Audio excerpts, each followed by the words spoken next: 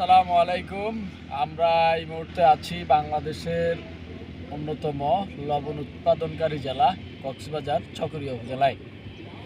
আমরা এখন যে মাঠটিতে বসে আছি এটা হচ্ছে আপনার কক্সবাজার জেলার মধ্যে সবচেয়ে বড় লবণের মাঠ।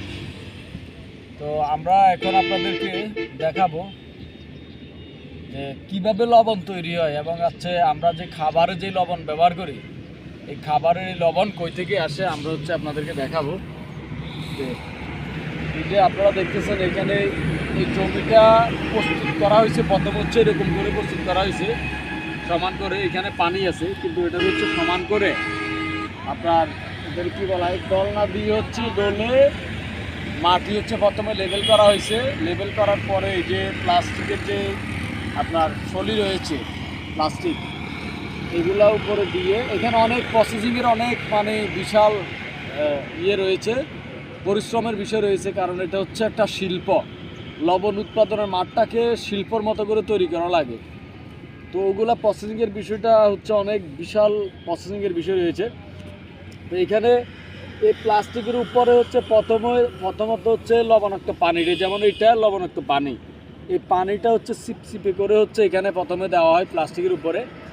পরবর্তীতে আপনার এখান থেকে যেটা পানি সেটা জলীয় বাষ্প হয়ে সূর্যের আলোতে বাষ্পীভূত হয়ে চলে যায়। পরে এই যে আপনার যে এগুলো লবণ মূলত দেখা যায় যেগুলো লবণ এগুলো এখানে একটা ফলক তৈরি হয়। এই ফলক থেকে আপনারা দেখতেছেন প্লাস্টিকের মধ্যে বোঝা যায় না, প্লাস্টিকে মনে হয় যে অল্প একটু কিন্তু এই যে আমি অল্প একটু করে নিছি, এই যে অনেকগুলা লবণ এখানে হয়ে গেছে।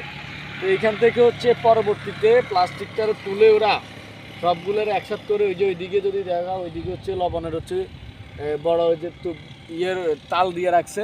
এরপরে এই মাঠে পুরা মাঠটা যদি আমরা একটু দেখাই, পুরা মাঠের মধ্যে বিশাল এই এরিয়া জুড়ে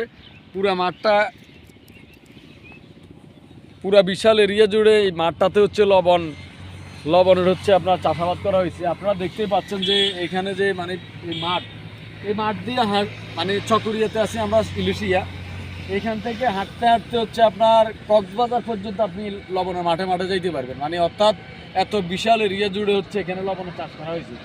এখানে অনেকগুলো জায়গায় লবণ স্টক করা হয়। ওইদিকে যদি আমরা দেখাই ওইখানে ওই যে প্লাস্টিকের নিচে এগুলো লবণ স্টক করা হয়েছে। তো আমরা এখানে আসলে কীভাবে খাবারের লবণ তৈরি হয় সেই বিষয়টা দেখার জন্য আসছি।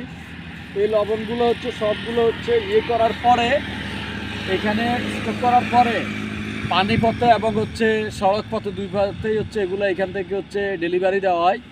আমরা ওইদিকে দেখে আসছি পানিপথে বড় বড় এই যে